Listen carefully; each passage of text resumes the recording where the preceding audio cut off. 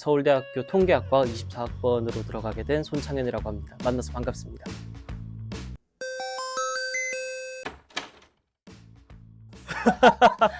공부 말고 세상에 재밌는 게 얼마나 많습니까? 영화 보는 것도 재밌고 게임하는 것도 얼마나 재밌는데, 근데 제가 말씀드리고 싶은 재미는 흔히 우리가 공부를 하다 보면은 이게 막히는 부분이 생길 수밖에 없잖아요. 근데 그런 부분을 조금 시원하게 뚫는 곳에서 느끼는 재미란 거지, 공부 자체가 재밌을 수는 없죠. 하지만 공부도 하다 보면은 내가 한 만큼 성적이 나오는 그런 부분에서는 조금은 재미를 느끼실 수 있을 것 같아요.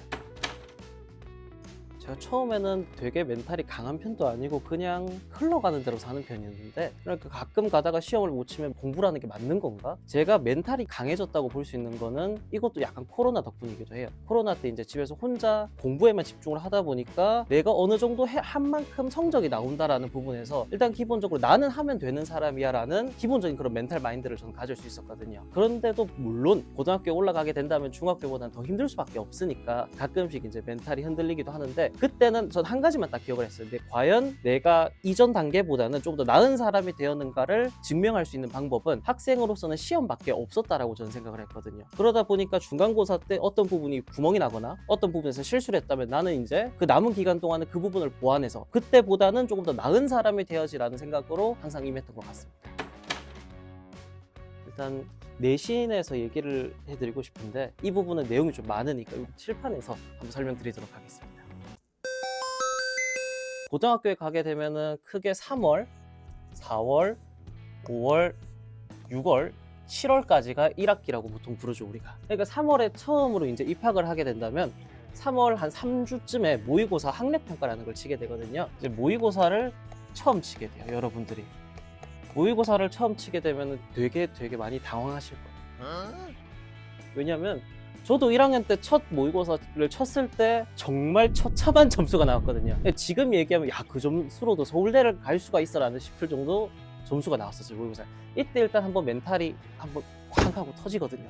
그러고 나면 이제 여러분들이 이제 쉴 새 없이 바로 그 다음에 중간고사라는 게 와요.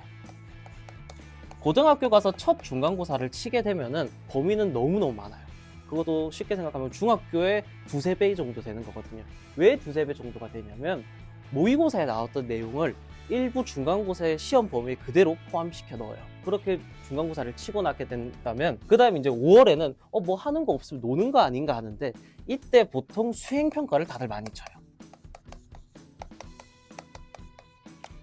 수행평가를 치게 되는데, 수행평가를 물론 이전에 4월에 중간고사 오기 전에 치는 사람들 계시지만 5월에 다들 많이 수행평가를 치고 학교 행사도 정말 많이 한단 말이에요. 이때 여러분들이 좋아하는 뭐 체육대회, 뭐 수련회, 소풍 요때 다 가요. 그러고 이제 6월에 되면은 또다시 한 번 더 모의고사를 쳐요. 모의고사를 치고 또 아까 봤듯이 7월 되면 이제 기말고사를 치게 되거든요. 이렇게 하면 한 학기가 마무리가 되는데, 요거를 한 6번 사시면 고등학교 생활은 끝이 나요. 그러면 이제 시험은 언제 시작을 해서 준비를 해야 되고 어떻게 준비를 해야 되고 모의고사까지는 어떻게 또 준비를 해야 되냐? 쉬는 날은 그렇게 많지는 않을 거예요. 거의 꾸준하게 매일 공부를 해주셔야 되거든요. 보통 내신 같은 경우는 4주로 계획을 세우게 되는데요. 제가 항상 쓰는 이 4주 계획입니다. 이 4주 계획을 보면은 크게 1주차, 2주차, 3주차, 4주차로 총 28일에 걸쳐서 보통 시험 준비를 많이 해요. 일단 1주차 때는 뭐를 하는 게 가장 좋으냐? 일단 기본적으로 여러분들이 시험 범위가 이때는 안 나올 거예요. 고등학교는 아마 시험 범위가 이때 나올 수도 있어요. 아니면 시험 직전에 가서 우리의 시험 범위는 여기까지 하고 그 다음날 바로 시험을 쳐야 될 수도 있는데, 그래도 보통 이쯤 되면은 학교 선배나 학교 쌤들한테 물어보시면 대충 여기까지는 시험 범위 나갈 거야 라고 하는 거에 조금만 더 공부를 해두시면 돼요. 이때는 개념 공부를 하셔야 됩니다.